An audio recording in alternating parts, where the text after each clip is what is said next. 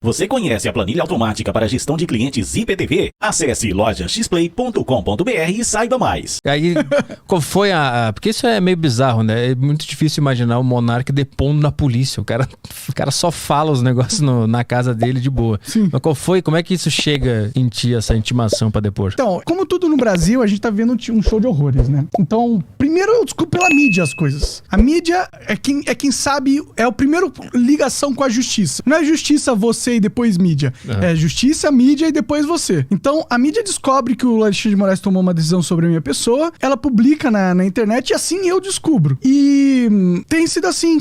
E o convite chega como? Como é que chega em ti finalmente a notícia? Então, só chegou alguma coisa em mim porque eu tive que depor, entendeu? Porque eu já tinha sido censurado antes. Essa é a minha terceira censura pelo STF, entendeu? Na primeira censura, eu só soube pela mídia e de repente os canais sumiram. Então eu não recebi nada oficial no e-mail ou no WhatsApp ou nada do tipo, entendeu? Eu só recebi dessa vez porque como eu tinha que depor, não tinha como eu depor sem eles entrarem em contato comigo. Sim. Então eles entraram em contato comigo, entendeu? Aí chega uma cartinha, chega um cara na tua casa, como é que é? Um WhatsApp, chega um WhatsApp, um e-mail, eles entram em contato com o meu advogado e manda um link e fala, ó, nesse dia, nesse link, apareça.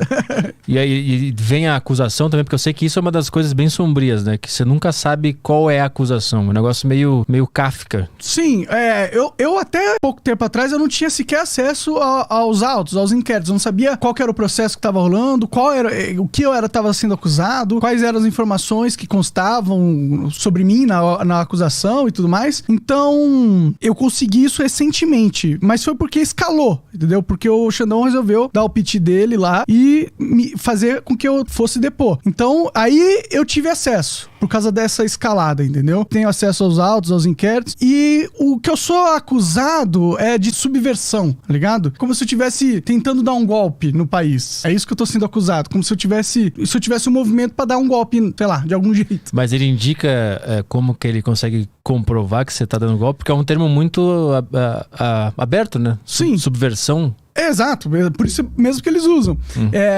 O que eles colocam como evidência são falas minhas no podcast. Aí a fala que tava lá como evidência era uma fala, eu não vou lembrar assim de tintim por tintim, mas era algo assim: você vê o TSE prendendo pessoas, você vê o Alexandre de Moraes censurando gente, você vê um monte de coisa absurda acontecendo no Brasil, vários abusos de autoridade acontecendo, e ao mesmo tempo você vê o TSE tentando impedir a transparência das urnas, lutando contra o voto impresso. É mais ou menos isso, não foi essas palavras, lá no inquérito era isso que estava descrito, entendeu? Esse era o quote que tava lá. Exato. Então, eu estou sendo punido por não acreditar no nosso sistema eleitoral, ou acreditar que ele é inconsistente, não foi limpo, não é transparente e provavelmente fraudado. Então, eu não posso ter essa opinião, sacou? Então, por eu ter essa opinião, eu estou sendo acusado de dar um golpe no Estado. Basicamente é isso. E o policial, ele pergunta o quê lá? É um delegado, policial? Um delegado. Ele fez várias perguntas, eu não lembro todas de cor, mas ele queria me colocar como apoiador do 8 de janeiro, coisa que eu nunca fui. Inclusive, no dia que aconteceu e no dia seguinte, eu falei, não apoio isso, não apoio o vandalismo e tal. A única coisa que eu falei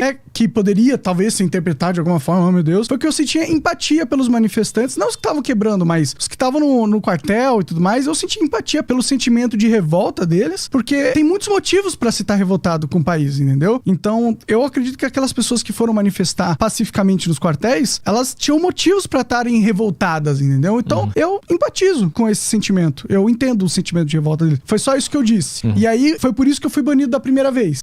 E da segunda vez, na verdade. Essa frase da empatia foi usada no processo também? Não, essa não. Nesse depoimento aí. É que nesse depoimento é só referente à terceira censura. Nas outras censuras deveriam ter outras acusações, onde teriam outras informações, outras evidências, entendeu? Nas outras duas você não foi chamado pra depor, só nessa terceira. Não, porque o que acontece? Ele acredita, o Alexandre de Moraes acredita que com o poder da caneta dele, mágica acontece. E ele vai conseguir me calar só porque ele quis. Então toda vez que ele me censurou, eu criei outros canais, ou foram criados outros canais por fãs, entendeu? Então, nesse processo, eu continuei o meu trabalho. O Rumble tá tancando, inclusive, toda essa opressão que tem vindo do judiciário. Então, da primeira censura, eles perceberam, não deu, não censurou. Aí eu continuei falando coisas que incomodavam. Na hora que eu pisei num calo deles, veio uma outra censura.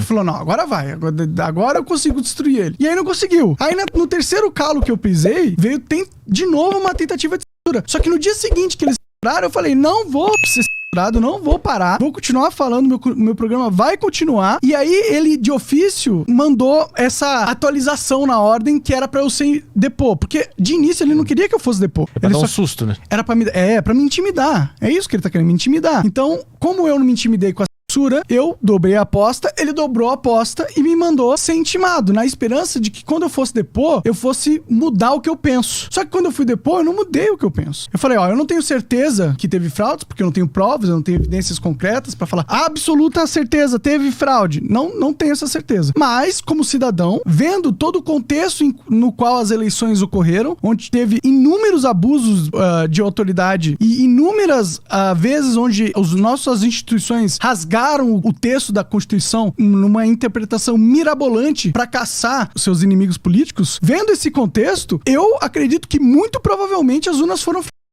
e foi exatamente isso que eu disse no meu depoimento pra Polícia Federal. Então, eles achavam que eu estava fazendo o que eu estou fazendo por algum joguete político, como se eu estivesse apoiando o Bolsonaro ou como se eu fosse de algum grupo articulado pago. Eu sou apenas um cidadão comum que tem os seus princípios e valores, e um deles é a liberdade de expressão e o respeito à Constituição, à legalidade e às normas institucionais e às normas de direito. Essa é a minha posição, e eu vou manter essa posição independente de qualquer opressão ou tentativa de intimidação por parte do Alexandre de Moraes ou do sistema judiciário, porque eles estão errados e eu estou factualmente certo. Certo na opinião ou no direito de opinar? Eu tô certo no meu direito de opinar e no que eu tô defendendo, que é liberdade de expressão e respeito à Constituição. Eles rasgaram a Constituição, não fui eu. Eles estão desrespeitando a Constituição, não sou eu. Eu tô respeitando a Constituição a partir do momento que a Constituição veda prévia e garante a livre manifestação do pensamento. Eu não tô fazendo nada além de dar minha opinião. Portanto, eu tenho meu direito assegurado na Constituição. E é isso. Então, eu estou certo nesse sentido. E eles estão errados. Por isso que eu não vou ceder. Por isso que eu não vou mudar a minha versão. Por isso que eu não vou agir como se eu fosse culpado. Porque eu sei que eu não sou. Entendeu? Inclusive, no noticiário, teve algum site que usou o termo que você arregou, né? Sim. Qual foi o site? Foi a Globo? Não, a Globo... Foi o Ricardo Antunes, o blog Ricardo Antunes, que é um blog da patota esquerdista, né? É engraçado, né? Porque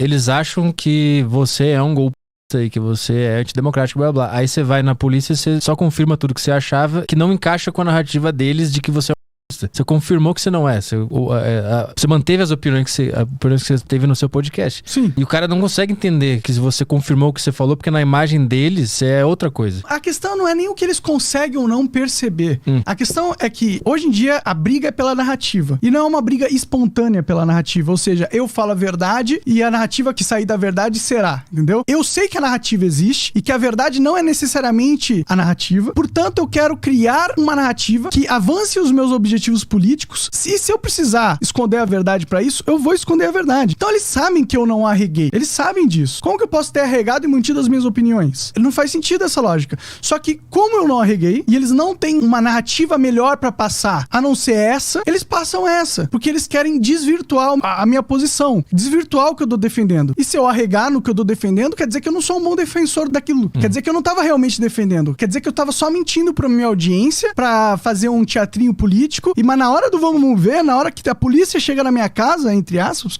que foi online, eu arrego. Então era essa narrativa que eles estavam tentando passar. Mas é mentirosa, porque eu não arreguei. Eu só falei que eu não tenho certeza, por motivos óbvios, porque eu não tenho provas. Eu não posso falar que eu tenho provas. Eu não posso falar que eu tenho certeza, porque eu não tenho provas. Mas eu posso falar que eu acredito nisso. É engraçado você não poder duvidar de alguma coisa, né? Isso é um movimento muito esquisito. Pra mim, eu tô meio de fora, assim, eu não sou muito envolvido nessa pauta, eu não sei os argumentos dos caras de lá, nem daqui, mas o que me deixa com a orelha levantada, assim, é a revolta que as pessoas ficam quando alguém duvida de alguma coisa. Como que você não pode duvidar de uma máquina? Pois Como que não? E num ambiente onde as pessoas têm dúvidas sobre a máquina, um órgão político passar por cima da Constituição, implementar de censura para impedir que as pessoas tenham desconfiança dessa máquina, que é a máquina que garante o poder político, não parece que estão se incriminando, de certa forma? Porque se você tá tranquilo sabendo que não teve nada nas eleições, foi tudo certinho e tá tudo limpo, por que proibir as pessoas de desconfiarem? O argumento é, bom, se você divulgar esse tipo de desconfiança, as pessoas vão se influenciar e vão invadir o palácio. Esse é o argumento.